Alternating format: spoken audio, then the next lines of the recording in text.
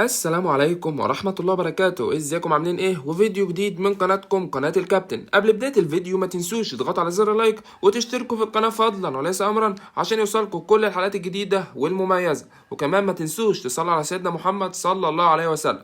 هنتعرف النهارده على موعد مباراة ليفربول وارسنال في الجولة 36 من الدوري الانجليزي، وهنتعرف كمان على القنوات الناقلة وتوقيتات المباراة.